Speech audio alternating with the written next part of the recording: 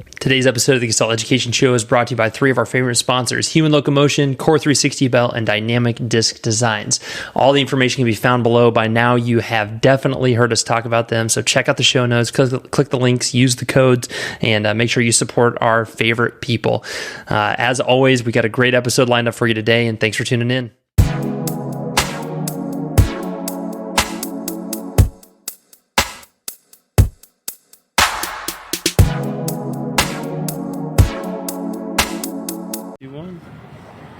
All right, everyone, welcome to another episode of the Gestalt Education Show. Today, we are back in our second home, Brett. This is honestly, I don't even know, this is probably 10 podcasts that we've recorded in this location right here. This is our favorite hotel on planet Earth, the Westin Las Colinas here in Dallas, and one of our first ones, actually, with Greg Friedman, we sat right over there. And then, we've had some great memories in this spot. And so we were kind of looking at some other places, a little bit chilly today, but we decided, you know what, we'll go right back to it. Right, don't fix what ain't broke. So home field advantage. That's right. So today we have one of our literally best friends, and it wouldn't be right if we didn't have a big dumbass bottle of wine for the one and only Jeff Beran. So what was the rule at Total Wine today? It had to be a bottle that had to be unlocked. That's right. So this is unlock them. Yeah, that's right. So this has been something on your bucket list. Actually, you've been thinking about this bottle for a little bit. I actually have. I saw it, and I've had the other versions and the different vineyards that they have, but this is their mountain fruit, so off of Mount Veeder. So I saw it, and I was like, he says, we got to get something, and I was like, I want to try it. So, well, cheers, boys. Cheers to that. This has been a long time coming, Jeff. Yeah, and glad to finally do it.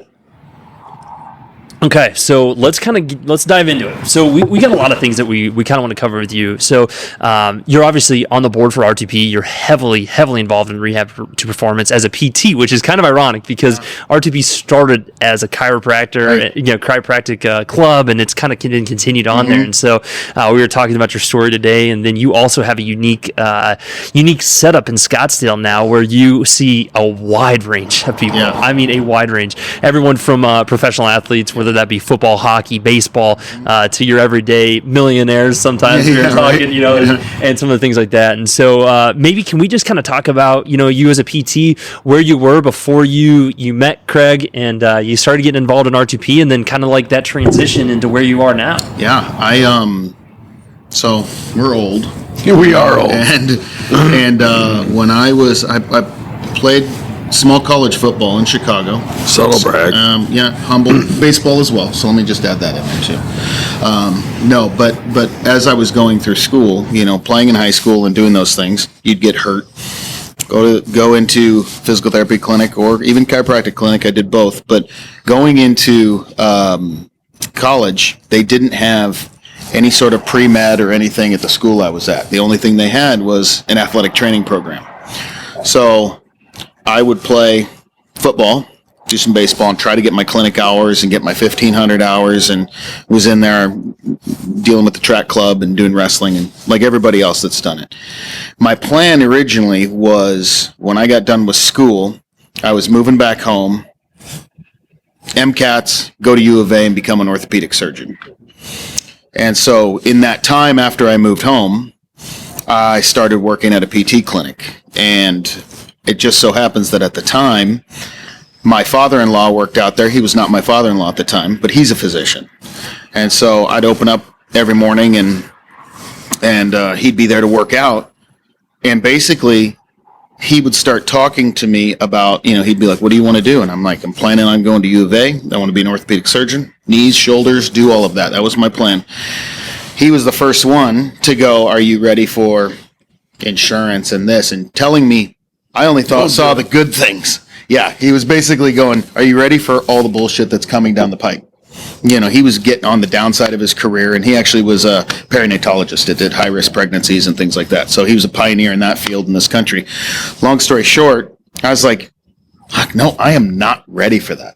Like, that's not what I want. And to be at an age now where now I can finally start working and doing the things and having to earn it, I was like, for what I have planned for my life, for a wife and kids. And so I was already in a PT clinic, And so you ask, like, man, how did you get to that? Well, I was already there. So I was like, this is pretty cool. I like hanging out with these people. It's kind of a gym. Get to hang out and work out. So then I figured out, this is what I'm going to do. It was literally, okay, this looks cool. I'm going to do this.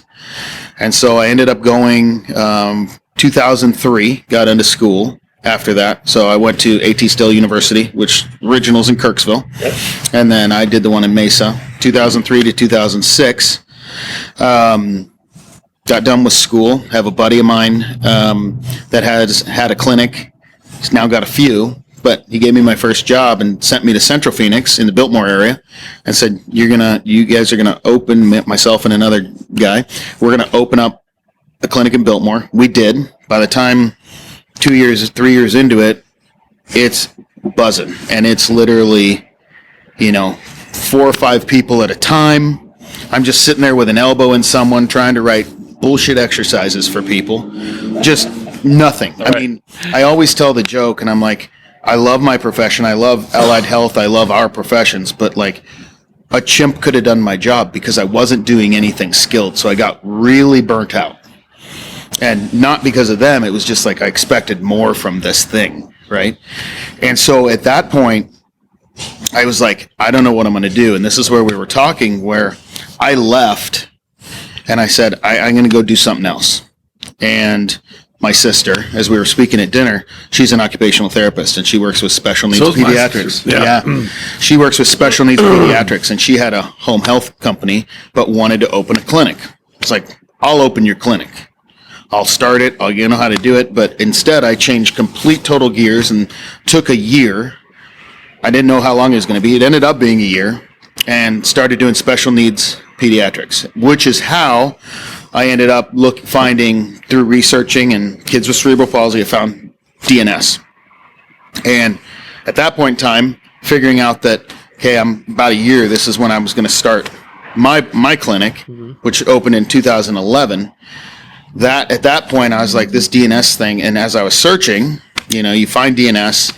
And then this was at the point where I was like, who knows about this? And I'm the type of guy that, for example, with Liebenson, that was doing most of that at the time, pick up a phone, and I just called him and I said, you don't know me yet, but you will. But tell me about this, and where is it at? It happened to be at the Exos. Oh, yeah. It was that year. Everybody was there. It was everybody at that time. And it's funny because I knew no one at the time, and now pretty much everybody from that I just walked into that place. Now I know all of them, and we're all good friends now, but that was my first exposure to that. And so that started me on this journey of just kind of what we were talking about today, where that's my overarching umbrella of how I see everything. And then, like I say, it's just been adding the tools. But from the R2P standpoint, that was the first day. And at that time, Craig had come up to me and said, hey, he did really good job at the time of being like an art curator. What do you want to do? Well, this is a kind of a way to go. And he was offering some courses. So I started going to his courses. And obviously he had the R2P influence. So I started meeting Marianne and meeting all these people. And at that point in time, he kind of got me involved, and then did that for a few years, just attending some of his events. And, when that started to transition over, he asked me if I'd be involved, and I was like, yeah, this has done a lot for me. Yeah. I'd be happy to help out in whatever way I can. I didn't know it would turn into this, but Right. What void do you think R2P is filling? Like, what is the, like, speaking from like the PT side of it, and we know from the chiro side, yeah, like, because the new chiropractors, I mean, the new thing is to have kind of that hybrid from rehabilitation into the gym setting, right? So this is like kind of filling that space, but yeah, I think honestly, from the R2P's filling in the PT world, and my goal is to grow it into the PT world, because I think they need to understand the clinical audit process, the functional audits that you can do, because only speaking from my experience, that there was no way in time when I was doing that I have enough time to go, let's test you, let's treat you, let's retest you. I just never had it. Right. I would only have maybe 15 minutes with something, and they're spending an hour out working out. Right. Because the way it always went, now maybe it's different today. I've been out of that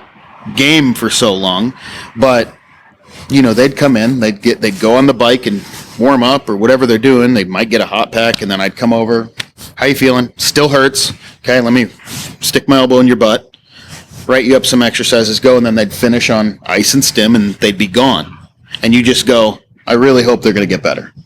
Which, as we all like to joke, we come back, let me guess, no better, right? Yeah. So that portion of what R2P teaches is something that is absolutely paramount. I feel doesn't matter the discipline. The fact that you're taking a human and I'm going to test their range of motion, I'm going to test their strength, whatever that is, that audit that you're going to do, I'm going to treat it, do my thing, and test it. Did it work?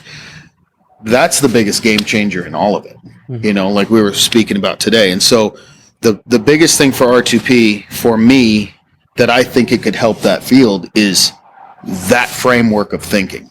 Right. I just think it's missing in that field, in that type of delivery of healthcare. Right. Where everything's mitigated by insurance and you're just doing, rules of 8 and all those things where you can just get as much as you can. And so that's my opinion on what I think, it can deliver. Well, and I think too, we always talk, it doesn't matter if you're the best ATC in the world, the best PT in the world, the best chiro in the world, like we're going to relatively have the same skills and our appointments are probably going to look pretty similar. And so, you're more in the cash-based side of this continuum. And so, our appointments are probably looking a little bit similar. And so, maybe kind of talk us through what your clinical audit process looks like. Like, what are some things that you hold in high regard? We're here this weekend before the RTP symposium, which Brett, you kind of talked about, and we've had several podcasts on before, your audit process. What do you kind of weigh in? But I'd be curious, Jeff, of what you really hold in the high standard as far as your auditing goes. It's very similar, obviously. I think the biggest thing that when I turned over in 2011, started by myself in a cash setting, and it works because I'm still doing it today. Thank God. But the point of it is like people go, what's different about it? I've built in a way to buy myself time to figure out the puzzle, and that to me is the key of the whole thing. And with that, my clinical audits are the same. Am I changing density of tissue, trigger points, range of motion? Obviously pain, because that's what they're there for, but we know how subjective that can be. So while wrapping that in and they're going, yeah, I'm feeling better, you're looking for the real key changes that are there.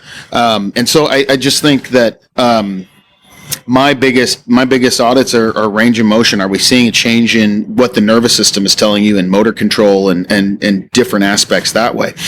The biggest thing, though, that I love is the educational component that comes with that. So you can talk, and we were talking about today where the kids were asking, like, what happens when pain's gone and when am I done? And when you get enough time, my opinion is, like, I can sit and talk with them and explain your pain I can take your pain away today. A doctor could take your pain away, take a pill. But truly what we're looking at is, number one, can I teach you to self-manage yourself? First of all, I tell them all I'm trying to work myself out of a job. Make them their own best therapist. But the education that comes with, here's what we're seeing, here's taking the time, just like you guys do at your clinic. Here's what we're looking at, this is what we think's going on. This is changing, you're getting better, and they're starting to take their own health rather than someone doing something to them and walking away and not really having any skin in the game, making them drive the bus on their own. And now you're basically coaching them. Mm-hmm. I can treat you, but you're going to have to do this, and I will coach you along the way. And we are then bumper rails, and my job is just to keep them going, but not let them fall off the road. It's like the way I bowl. I need those things up, Yeah, it's perfect. That's perfect. And then maybe talk us through, like you are the guy when it comes to hockey. I know that's one of your favorite sports, your favorite things. Does your auditing process change at all with those guys, or are you kind of looking at it through the same lens of anything else? I really do. Now there's some different things. For example, I'm not only is DNS so big in what we do, but the neurodynamics is such a big thing. And so, and also with hockey, you're going to see a lot of lower body injuries, things like that. So it does change a little bit. So I'm looking at their hips, hip mobility, what sort of changes are happening at their hip joint, the acetabulum, FAI, stuff like that. So it changes a little bit just based on the nature of injuries in sport. But like with baseball, I mean, it's still interesting to me that like right now we're almost finished up Valentine's Day. Most of the guys are leaving to go report. But how many guys don't ever get consistent? They're throwing a lot of bullpens right now, but they don't get consistent look at the ability of their peripheral nervous system to slide and glide and what's causing that. And so that audit changes a little bit more in the hierarchy of what are the demands of your sport, right? But yeah, hockey is just it's a different beast in its own right, just because they're playing on a slippery surface on a blade that's 3/8 of an inch wide, and there's a lot of different demands on the lower body.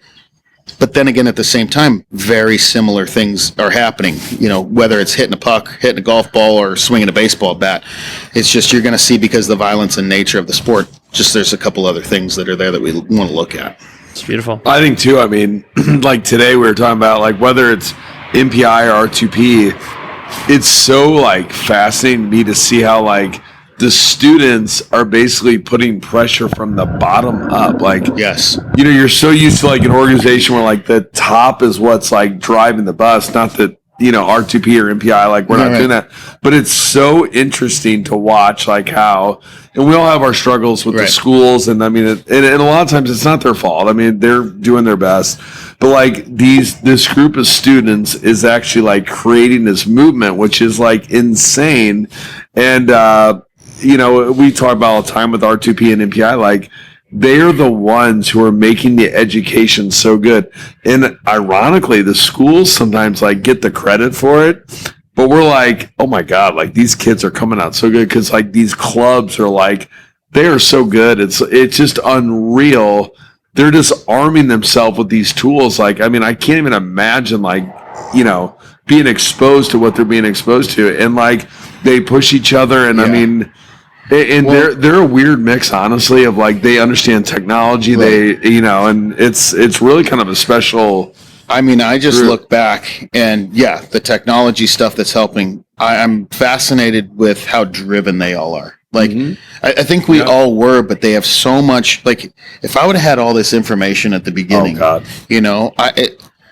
maybe I don't want that now. Things have worked out the way I like them to, but man, to have not had to go, what is wrong with this, and go searching it on my own, but getting to a place where they've got such good mentors as you guys, and a podcast that's bringing things to people, and a lot of information where it's a lot easier, I believe, that you can go sift for it now, with the internet.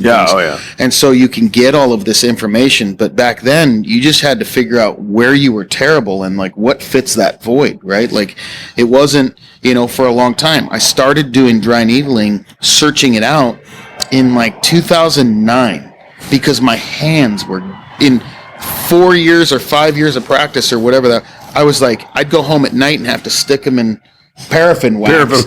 And they were killing me. And I was like, there's got to be something else. Right. And I mean, that was a need. And I was like, there's got to be something. And then I found, I believe it was the Yun Tao Ma was the only one. It was in Boulder. And I think that turned out to be Sue's company structure and function now. But I found that. And that was a need. But like right now, it's everywhere. Right. And so I was doing it, and it was like, in Arizona, it's the Wild West. So basically, you're like, well, you can go do it. It's not right or wrong. It says you can do things but you're taking your own risk. And I was like, I have to. These are dying on me. Right. So you find those things, but these kids now, they come out so full. But I think what separates MPI and R2P is those, if you're going to take time after being in class and studying and they still go to these clubs and they're hungry, it just sets them up to just like they're already the group because of their mentality that want to be better.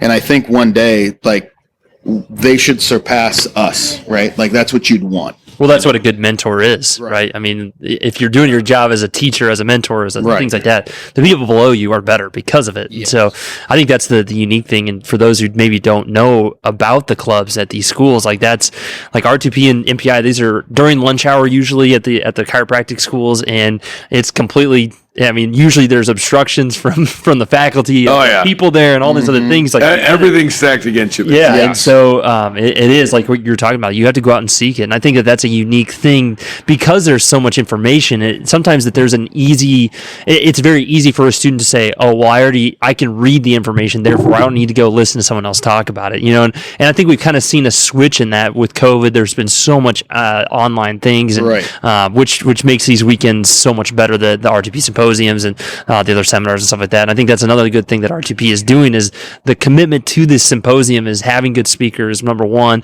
having the reps there to try to drive things and create conversations. And that's what makes these weekends so special. And one of my biggest things is, we all had the COVID, and there's nothing that can compete with being in a place together where the biggest thing that you can create is a network. Community. Literally just last week, when you guys were traveling out here last week, I text him because I had a pitcher who's coming back to Florida. I was like, I need someone for this pitcher. He's got a back and a shoulder. Shoot him a text. He's like, I'll get you a guy. But that's what I mean, creating a network where he knows the best of the best. So if I can call him and he can go send him here, I know he's in good hands. But that's the thing that you get from coming to something like this. Talking to people, meeting them, it sets, especially for the younger people, they're just starting to meet people that in time will give them stepping stones just get somewhere. They know names, they're putting an effort out, but creating the network of high level providers, whether it's PT, whether it's chiro, because in my opinion, in a perfect world, for example, if I have a friggin' heart attack tonight and I got to go to the ER, I don't care if it's a DO or an MD. One of them is going to save me, but they're going to do very similar things, and it doesn't matter what's behind their name. Mm-hmm. And that's the way I think of PT and chiropractic. That's right. Sorry to interrupt this episode, guys. Hope you're enjoying it. Real quick, we have an amazing opportunity. The DNS World Congress is coming to Chesterfield, Missouri this June 14th through the 16th, 2024. If you guys attended our NDS or our Neurodynamics Congress, you know that this is something that's very close to Brett and I's heart, something that we are going to keep doing and keep doing and keep doing. So this year's Congress is all about DNS, dynamic neuromuscular stabilization. This is literally like looking into the ocean, as Brett says. This is the lens that we look through each and every one of our patients with. And this is going to be an amazing opportunity because Pavel is back in town. So the originator, the creator of DNS, Pavel Kolaj, is coming to the States for the first time in 5 or 6 years. I don't even know how long it's been. He's bringing along with him Elena Kobasova, which is literally the backbone of DNS. She's one of the most underrated neurologists in the world. So we're super excited to hear from her. Marcela Safarova, if you haven't heard her speak, she is literally the queen of pediatrics and musculoskeletal health. We also are going to have almost every single UNS instructor at the Congress who's going to be speaking. It's going to include demos, lectures, hands-on. We're going to have, as always, a get-together afterwards with your chance to talk to these guys face-to-face and have a couple drinks with them. This is going to be a great opportunity. It's a great price too, especially for students. It's only $4.99. So be sure to use the code DNS student to get your discount on that. For more information, or if you have questions, go to gestaltedu.com/DNS-Congress. Thanks for tuning in, guys. Enjoy the rest of the episode. If I was treating at your office and you were treating at my office, they would probably go, I don't know what you are. But again, I have a multidisciplinary office. I got chiros and PTs, and we all look the same. Right. And I think that's the way that healthcare should be delivered, at least in musculoskeletal care. Yeah, for sure. Well, I think at the end of the day, that's what healthcare should be multiple people saying the same thing. Right. If you can have multiple providers saying the same suggestions, talking the same language, then there's so much more confidence in the patient, so much more confidence in the payers and whoever's involved with it that's going the right direction. Yeah. And we discussed a little bit today, like it's kind of weird in our profession where sometimes like the best don't get reimbursed like the best. Mm-hmm. And it's really kind of hard to find another situation in another discipline or like professional sports, for example. If you're really good at what you're doing, you get reimbursed. You get rewarded for being good at what you're doing. Right. And like in PT and chiro, it's almost like sometimes you get punished for doing everything the right way and things like that. So moving forward, and we talked a little bit about today, what are some of the things that we need to do better maybe to make sure that like if you're Jeff Beran, mm-hmm. how do you get reimbursed for being great at what you're doing? Because the system isn't necessarily, actually, the system's rewarding you for being the opposite in a weird, twisted way. And just doing cookie cutter stuff. Right. And that's the difference. And again, there's a lot of people that might completely disagree with me, but I think at least in my field, you either get in, if you're getting into PT, yes, there's the people that just want to go punch a clock, and there's nothing wrong with that. I'm going to go treat patients. I'm going to go home to be with my family. They don't want to own anything. They're just working, right? But for the most part, I believe you either get into physical therapy because you're going to own a couple of locations. It's going to be the volume game. And you're a businessman, and you're going to build up this business and sell it off to a bigger conglomerate. That's my belief. Or you get in this because, and this is not taken away from anybody that's going to say that I think that just because they're doing that, they don't want to be good at physical therapy. That's not what I'm saying.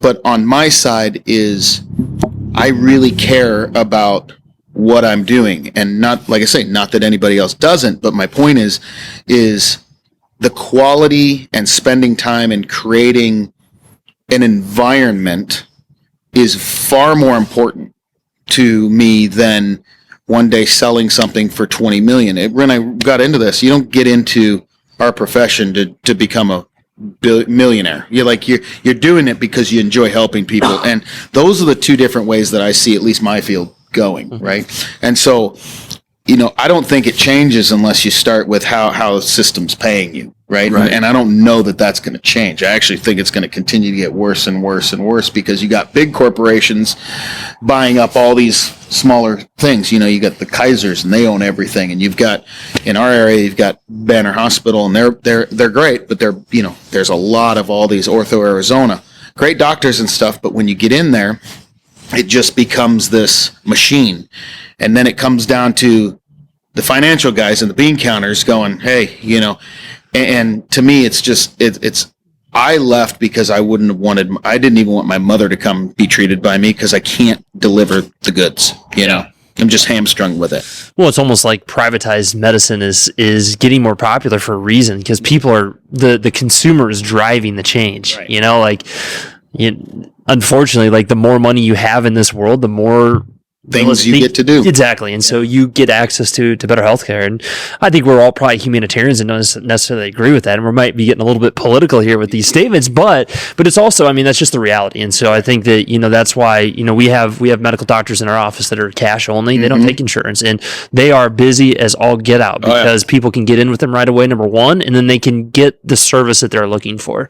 So they're not getting shuffled around a hospital system or something. Well, and I think the best part is, and I know you guys are the same with your MDs, but I've created it where I've kind of flipped it around in the sense of my people who triage, I use a lot of referrals. Now, we've gone long enough, so now it's organically getting referrals. But originally, it was strength coaches and trainers. Mm-hmm. And I would go talk with them and say, here's what we're doing. And originally, when I started, very involved in high-level CrossFit and the CrossFit community. And they, coaches would send me people. And in the traditional model, you're going to be seen 3 times a week for 6 weeks. At a minimum, you're going to get another script for more of that. So that takes 3 visits a week. And that guy, if that trainer sent them to you, now there's money coming out of his pocket because they're going to start coming to you to do therapy. The way we did it was, if Taylor's the trainer and he's going to send them to me, what I do is I'm going to find a couple things, elephant in the room stuff. Maybe they can't breathe, can't brace, but these trainers understand what we're talking about. They're upper level type guys and gals. And then what I will do is you're going to go back, you're going to go keep training with your trainer. I will message them. You have this stuff we're working on as part of maybe your movement prep, your warm up. You're going to prime the system, but you can still go to Lifetime Fitness. You can still go there. We will check in with your trainer, and it keeps them going, and it keeps them doing the thing that they like, working out with their trainer. They have that little part of their life that they enjoy. Right. It doesn't pull them out of it. It keeps that guy with his stream of income. We look good because we're talking, and the patient's happy, right? And the best part with it, but then after that, as you said, coming in from the bottom and working up, that's kind of the way it's gone. So as I go up, just today, we were dealing with a baseball guy, and it's like, okay, he's got this thing, but now I am referring to doctors. I don't need them to refer to me. And so the best part when you create the relationships is now we get to the point where, just like you helped me out, we can text people, and we got him an MRI. He needed it. He texted us this morning. We got him one by this afternoon, and it was already read, and we know what we're doing with it, but we worked our way from the bottom. Instead of top down, going to the doctor and doing all the things, it'd take 3 weeks. It'd take 3 weeks. And so I don't require a physician to refer. It's just organically now. And it just is so much more streamlined, and it takes care of the patient much faster. They're much more appreciative. And at the bottom line, it shows them that you actually really care and you're bought into helping them. Well, I think it goes back to our ultimate goal, and I know you probably share this too, is be a gatekeeper. I mean, yes, 100%. Unfortunately, you talk about this too, Brett. Like, people usually are entering the healthcare system from the opposite side of the funnel that they should be. Like, starting with your trainer, starting with the people that are going to see them more often, to then be able to dictate what needs to happen next. Yep. Because, I mean, frankly, like, especially in our small town, like, our primary care physicians are so backed up. They don't have time to deal with low back pain or ankle sprains or possible fractures, stuff like that. Like, we're in a prime position to order the right imaging, to get them to the right orthopedist or to the right specialist, and then go from there. And I think, physical therapy now, our majority of states are primary care for PTs. And I think that that's a great thing, because it gives our patients access to the best, or the people right away that we can manage for them. Yeah, totally agree. And, like Brett said, it's just being able to come in from that funnel and absolutely do that. And like you guys say, they don't have enough time to deal with it. You guys are absolutely some of the best, not even locally, nationally, with what you guys do. So, I mean, the care that they get in Troy, Missouri, most people don't understand probably how good they've gotten it. But it's because you've created that, and you guys have continued to learn, and you have, great interns, and you have a good source of people that are coming because they've had the MPI, they've had the R2P, and you can pick them, and they can get in there and get running. And it's just a continuous high level of patient care. Yeah. And the fact that you guys demand it, which is obviously fantastic. Well, I mean, for a lot of us too, I mean, sometimes like our best referral sources are actually not people that we've actually helped ourselves directly. It's that, we're just directing traffic all day long. Yes. And, as time goes on, I mean, you really, for the young docs out there, you want to have the connections to be able to get an epidural tomorrow, to be able to get them in, like, to the best orthopedic surgeon in your area. Yeah. And like, to get imaging, to get labs, to get, and like, people are scared to do that in our field. But you don't understand, like, these people love us because, like, what the orthopedic surgeons always tell to us is, like, we love your referrals. Because I'm like, don't send them back to me. Like, trust me, we have failed with them. Like, but by the time we send them to you, like, it's hot lights and cold steel, as we say. Yep. So they really respect that. Whereas, like, in primary care, a lot of times they're referring the orthopedist on cases that shouldn't be at the orthopedic office. So the orthopedist, like, when you have a good, like, symbiotic relationship, they love somebody, because it's like, when they're coming from us, they know it's surgery, you know? Yeah. And they really respect that, because we make amazing gatekeepers. Like, we're in a position to be the best gatekeepers in the world, literally. I agree. So we're, like, vetting them out. We're doing, we call it the TOC, or the trial of care, which is so hard to find. Like, to find, like, a world-class trial of care to where, like, at the end of 3 or 4 weeks of treatment, to know, like, do we need to escalate treatment? Like, do we need a surgery? Do we need an epidural? Do we need, meds? And it sounds so cliche and easy, but it is so hard to find people who are great at, like, a world-class trial of care.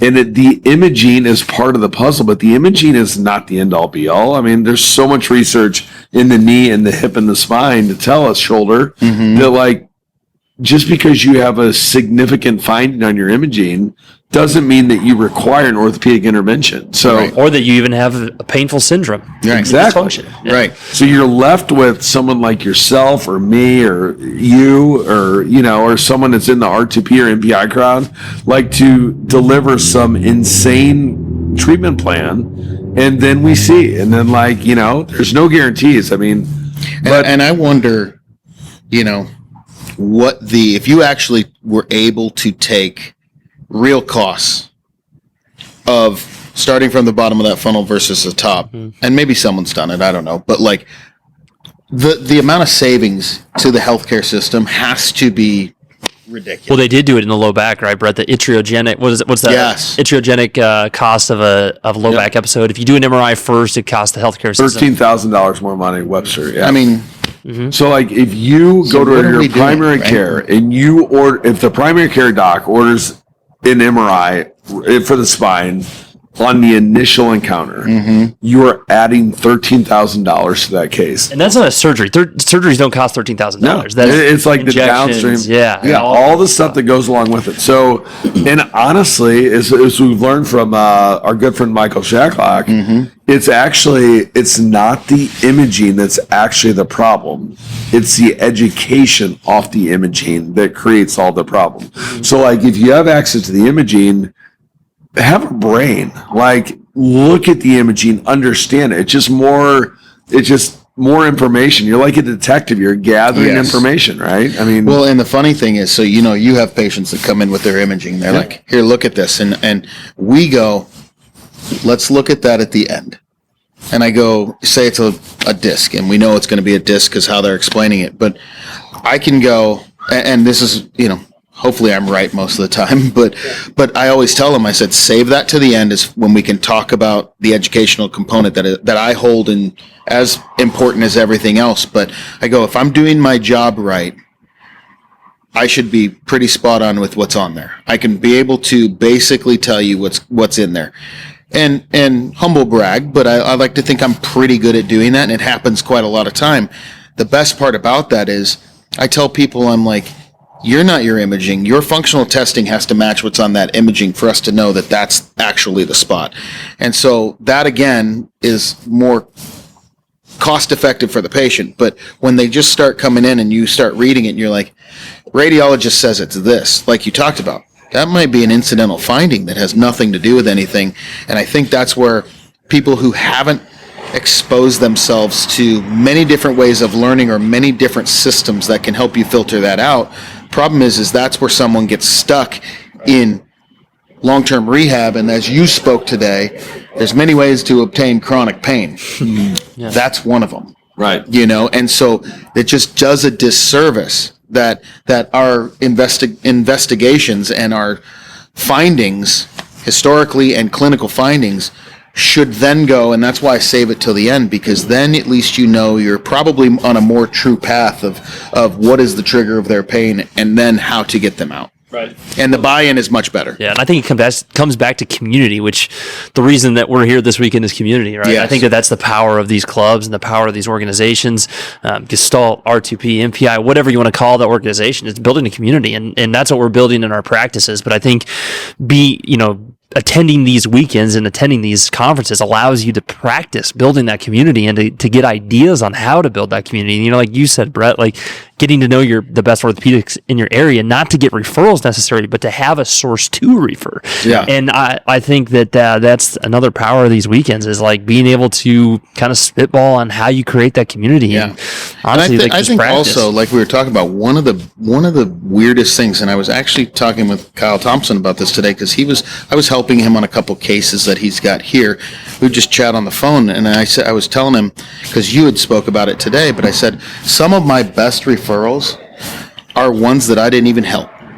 I got them to the right person. And I was telling him, and I was like, I just think that they finally got someone that was going to feed them the right information, tell it to them straight, get them to somewhere, and wasn't going to say, I'm going to take your money for a little bit and then I'll get you where you're going. It was just straight transparency, honesty, and truthfulness. And I'm not your guy, but I will find you. If I don't know him, I will find you that guy, or I can now community. I can make a phone call, and when you do that, now they're just like, everyone's coming to you because I know you didn't waste my time. You care about us, and you got me where I needed to go. And you understand the problem. I think if you're a chiropractor, you're a physical therapist, unfortunately, we can be low man on the totem pole.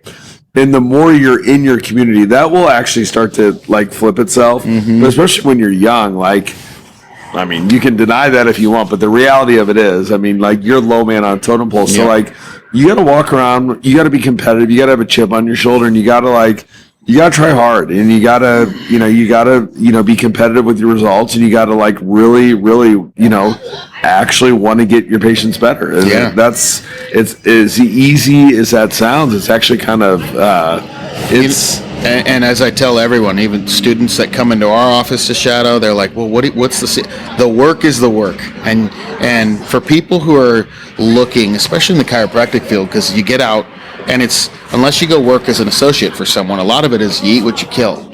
And I always tell them, I'm like, you have 3 years of grinding before it starts. You're pushing that boulder up the hill. 3 years is about what I've seen. It's what mine was, and the other chiros that I'm working with, and that took them before that starts get going, and organically you start getting the referrals. But you got to just put your head down and go for 3 years. Mm-hmm. Yeah, and fail and struggle and be terrible and feel terrible and what we always talk about too is just like paying attention. Like in those first 3 years, like that, I think that is the biggest thing I learned. You got to pay attention. Like pay attention to your failures, your successes, the things you did well, the things you sucked at, how you said things that were good, how you said things that were complete bullshit. Like little things like that, I think make a big difference. Well, and I also thought today when you were speaking and you talked about you're taking in all of the things that your patients, like you're going to feel like, I'm not getting anybody better. I'm not doing this. I'm not doing that. And that stress was literally, I did the same thing.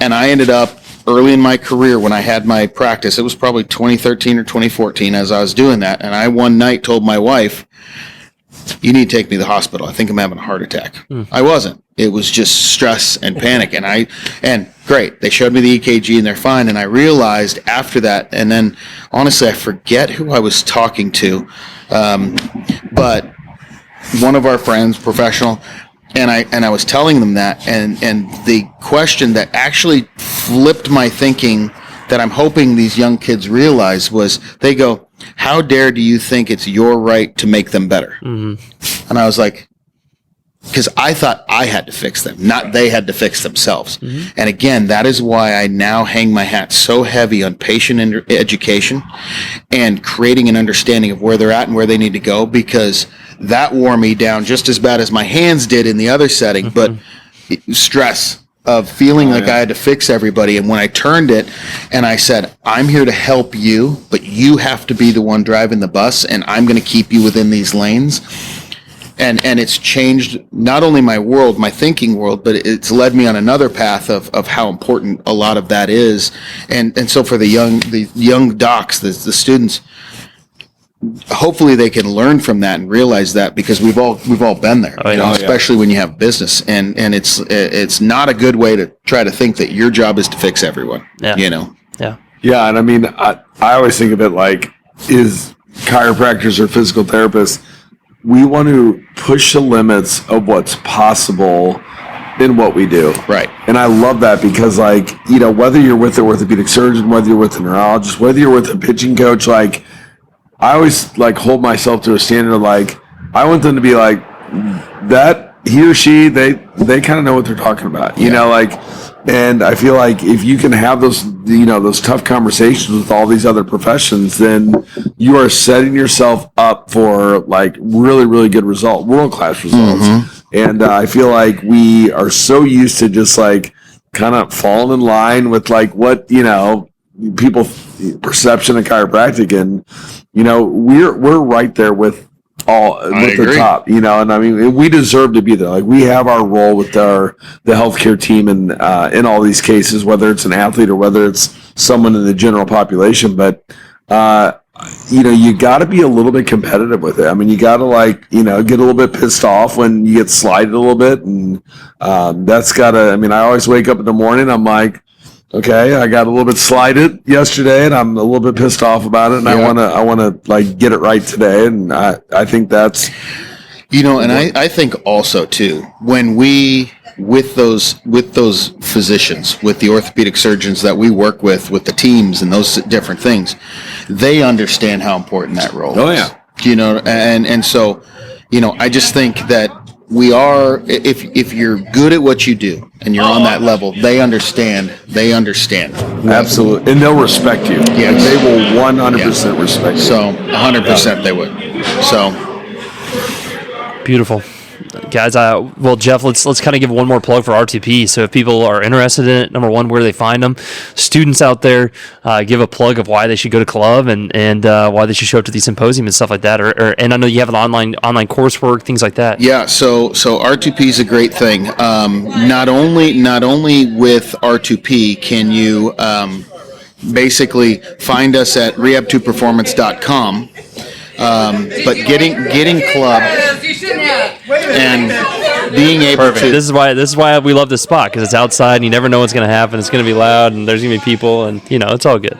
Yeah. So basically, R2P and being able to find it, Rehab2Performance.com. We're there to help grow and provide for these kids whatever they need. And I say kids, but most they're adults. But the point of the matter is getting into club is putting you with like-minded people. Right. It's putting you with like-minded people that you're setting yourself up because you're willing to go the extra distance to do that. So you're already setting yourself up. Now we're trying to provide, you're already saying, I'm going to be top notch because I'm going to go above and beyond, but we want to come in and say, we've also found the best things and systems. We'll filter it for you. And now we'll come in and let you use your club to learn these things. And guess what? It's just enough to get a taste. So we'll go through DNS. But if you want to take a dive down that, guess what? Now Brett can come to your school, or you can go find Brett and go take a true DNS course and start learning. Michael Shacklock, you're going to get enough of it to kind of wet your taste buds a little bit. And if it makes sense for where you're at, but we've created that so that they're getting a little bit of a taste of everything and finding what works for them in their toolbox at the time. Same thing in my office. So anybody listening, reach out. I have an open door policy. There's no man behind the curtain. You come in, you can see what we do, and the good, the bad, the ugly. You can see it, and you'll see truly how it is. We don't win everything, right? Like you say, you got people that come in, and we're still to this day after all these years, we're like, gosh, but you got to remember, you're not dealing with, a robot. You're dealing with a human, walking around in this carcass, and. The other thing in our community, we've kind of been typecasted into you can't make money in this model. So, we've definitely been on a crusade to kind of prove that wrong. And we have such a great group of people in our web. We've had Josh Satterley in the gym, he helps us on letting people learn how to make money in this model. Kevin Christie would be another one that comes to mind. So a lot of people, you just don't understand the business side of it, which we're all on the clinical side typically, right? So, if you're in the R2P community or the MPI community and you're wanting to do this kind of gym hybrid model, we have really good role models that are in our web that can really kind of help you. Yes. Because at the end of the day, you went to school for 8 years. As Lynn Fay, one of our good mentors, always said, you deserve to make a professional income. So you got to watch, as we're working on that continuum where, we're on that edge of rehab going into training, that you're not giving away all your time and not making any money on this. So finding ways to, get reimbursed for what you're doing is also challenging. So I think lean on the people that are good at that. Those are two names to think of. Maybe we got others. Yeah. But then through the lifespan, as you well know with your practice, when you start and you take them through the rehab portion, and you get to the performance part. So Rehab2Performance, you're done with the rehab. You can create a lifespan for these people where now you're getting them into healthy fitness habits, but you're doing it through pragmatic programming and things that are applicable. It's not just go to your F45 and it's a 65-year-old lady, because you don't know what. You're just sending them off. But if you start to do those Josh Satterley things or this clinic gym hybrid, the kind of how you guys have and we have, where I get patients that it's funny because they don't necessarily, as we were talking about, they don't necessarily get discharged in a formal setting. Yeah, they're out of pain and they're training and they might not come back, but they will come back once. We have highly active people in my and they'll come back. Most of them once a month, check in, kind of like your dental hygienist, check in, make sure things are good, return to what they're doing. And it creates, again, this ecosystem where they're just cared for through this lifespan. And understanding the role that understanding programming or exercise prescription in both fields, because I think there's a big gap in the majority of that, where we're understanding, why am I programming X exercise, and am I doing it with this energy system, and why am I doing that? And the question is, if you can do that and you create programming that gets you where you want to go, that is within the goals, and that person that's standing in front of you, they trust you forever, and they're going to keep coming back when they have someone, and now you have them through this lifespan where you're just coaching them. Yeah, you're like a liaison. 100%. And it's just, that is how you make this cash practice start to work. I am in Scottsdale, which is quite lucky. So, but it's worked for, I'm going on 13 years now, I think. This will be year 13. And so when you do it like that, and you just take care of people, and you create that lifespan where they're like, I don't know where to go, I've got it. Or you can do it here, and we can program, and people can program, and we do remote programming, and there's every way that we can get it done to give that patient what they're asking for. Beautiful. Rehab, the number2performance.com. I'll link it in the show notes and stuff like that. And Jeff, I'll put your contact information in there too, so that they can reach out and shadow and hang out. And yeah, I just think, like, Jeff, you're a great friend of ours, because we trust you so much clinically, number one, and then we trust your open-mindedness. We spent a week together in Prague this year, which is amazing for DNSD. That was pretty fun. And my goodness, we literally, I don't know, I saw you from 7 a.m. until 3 a.m. I think every single day. I think so. At the casino. Yep, that entire week. And so, but we had some great conversations, and that whole group. And I just think, like, continuing to find community is what we're all striving for. Like, we all want to be part of something bigger than ourselves and our stuff. And I think that's where forcing yourself, even if you're a doc, you've been out for 20 years, come to these things and, like, force yourself. Yeah, meet yourself. Force yourself to be in front of these students that are learning all this information. And and our biggest thing is with R2P, we want people telling us what they want. What are they looking for? Let us use some of the best in this world, you guys included, Gestalt, everything, and filter these things to make it easier for people to find the information to get better. And so anybody, like, I want the students to email us and that's what they're doing now. They're going to be like, who do you want to see next year? What do you want to see? Because we want to provide that and just keep delivering high quality education, just like you guys do with the show and everything that you're doing through your clinic, but also through Gestalt. It's super important. Love it. Beautiful. Jeff, you're a gem. We appreciate savage. you, man. Love you, man. Love you, boys. Oh, yeah, love you, bro. What we really love about you is the wine that you love. Yeah, we have that love. Yeah, we do love our We know that, you're always up for a good bottle of wine. And morning champagne. Yep. So. Well, Oh, yeah. absolutely. Hot tubs and morning champagne. What more could you ask for? All right, guys. Well, Jeff, thanks for sitting down with us. Good luck to the patients, guys, and we'll see you next time, all right? I hope you enjoyed this episode of the Gestalt Education Show. If you liked it, share it, subscribe to it, send it to your friends, send it to someone that needs to hear this message. We really want everyone to be able to tune in and get the best clinical advice that they can, which we're hoping that we're giving to you with these special guests. So if you have any questions, please feel free to reach out to us, or if you have any suggestions on upcoming conversations, let us know. For a list of our upcoming courses, we're adding them all the dang time. So go to gestaltedu.com, click on courses, and they'll all be right there for you. All right, have a good day.